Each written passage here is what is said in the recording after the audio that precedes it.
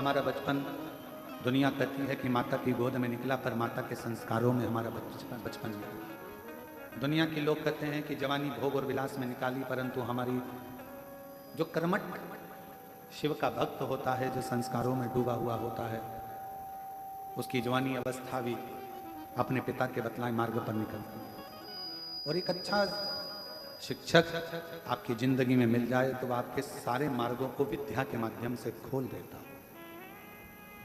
और फिर चौथी अवस्था में जो बुढ़ापा है, उस बुढ़ापे में सब साथ छोड़ देता। जिन बच्चों को हमने पाल पोस कर बड़ा करा, उन बच्चों के पास भी हमारे पास बैठने का समय नहीं है। लोग अपने अपने घरों में अपनी अपनी पत्नी से, अपने परिवार से, कुटुंब से फोन पर बात करेंगे, पर बुजुर्ग से बात करने वाला कोई नहीं।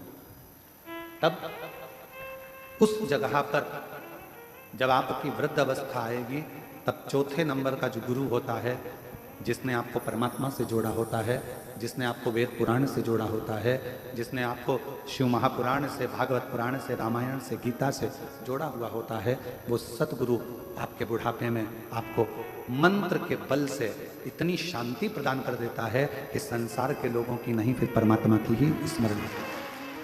एक अवस्था के अनुसार परमात्मा की भक्ति को धारण करवाने के लिए गुरु का पद बहुत जरूरी है। और फिर निवेदन करेंगे, आज गुरु पूर्णिमा है, आप लोग टीवी के माध्यम से आज व्यास पूर्णिमा, गुरु पूर्णिमा महोत्सव में मना रहे हो। मान लो तुम्हारा भी कोई गुरु नहीं है ना, तो आज ही एक निर्णय करना और अपने घर में या शिवालय नज़दीक में मंदिर हो, वहाँ थोड़ा सा जल चढ़ाकर श्री शिवाय नमस्तुभ्यम बोलकर शंकर जी को अपना गुरु बना लेते। और भगवान देवादिदेव महादेव को जब हमने अपना गुरु बना लिया, तो हमारा ये जन्म और वो जन्म, जितने भी जन्म अगर मान लो कहीं होता है, कभी कभी हो सकता है कि कर्म भोग के कारण फिर हमारा जन्म हो जाए, परंतु आप चिंता मत करो, आपका दूसरा जन्म नहीं होने वाला, क्योंकि आपने शिव महापुराण की कथा बहुत सुनी है। तो हम आपके लिए तो नहीं, परंतु हो किसी के लिए कि भाई ये जन्म वो जन्म, ना जाने कितने कितने जन्म जो इस मृत्यु लोक में आप और हमको मिले।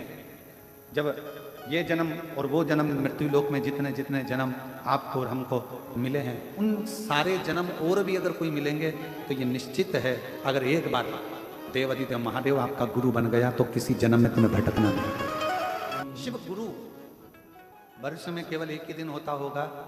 हाँ, और जगह पर हम नहीं कह सकते कि और गुरु मंत्र पूरे साल मिलते हैं, अन्य जगह पर दिए जाते हैं और भी गुरुजन वर्ष भर गुरु मंत्र देते हैं, पर कुबेरेश्वर धाम पर तो केवल एक ही दिन, केवल गुरु पूर्णिमा के दिन ही गुरु दीक्षा और शिव दीक्षा देते। और शायद केवल एक ही दिन ऐसा होता होगा, शिव दीक्षा गुरु दीक्षा का दिन, जिस दिन आप लोग अपने हाथ से हमारे हाथ में श्रीफल देते होंगे और वो श्रीफल हमें देते हैं।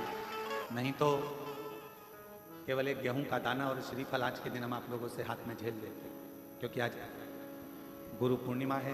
बाकी का पूरा साल, पूरे वर्ष में ऐसा कोई दिन नहीं होगा जिस दिन हम आपसे हाथ में कुछ झेलते हो, क्योंकि उस दिन केवल श्रीफल या गेहूं का दाना देने के लिए कुबेरेश्वर धाम पर भक्त नहीं आता। उस दिन अपने भीतर के विकारों को मिटाने के लिए, अपना अहंकार, अपनी अभिमत्ता, अपना व्यसन, अपनी गलत आदतें, जब हम गुरु के हाथ में श्रीफल अन्न देते हैं, तब हम अपनी पूरी गलतियों को गुरु के चरणों में छोड़ देते हैं। और ईश्वर को पाना और गुरु को पाना कोई सरल नहीं है। जिसने गुरु के सम्मुख में, गुरु के दरवाजे का, गुरुद्वारे का, एक बार गुरु के दरवाजे का धक्का खा लिया, फिर उसे संसार में कोई पैदा नहीं हुआ जो धक्का दे।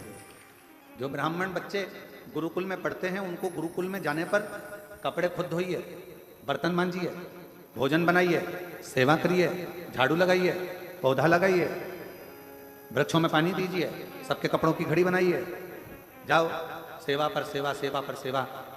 शिष्य से, ब्राह्मण बच्चों से जो गुरुकुल में रहते हैं, उनसे गुरु जी करवाते। क्यों? क्योंकि गुरु के दरवाजे पर आया है तो थोड़ा धक्का खा लेगा।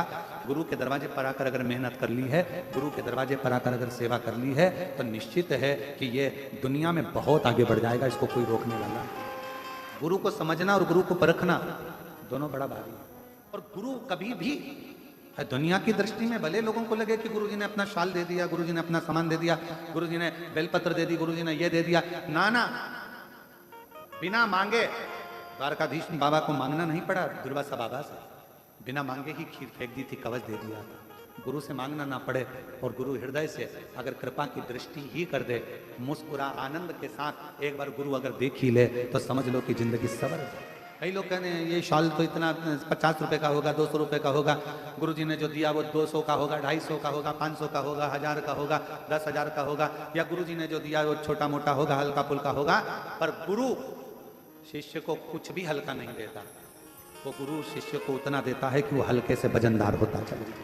इतना सुंदर कहा है, जो ऊंचे से ऊंचे औहदे पर भी जाकर बैठ जाए और अपनी जिंदगी में एक बार किसी गुरु की शरण में बैठकर गुरु मंत्र ले ले तो समझ लो वो दुनिया का सबसे श्रेष्ठ है।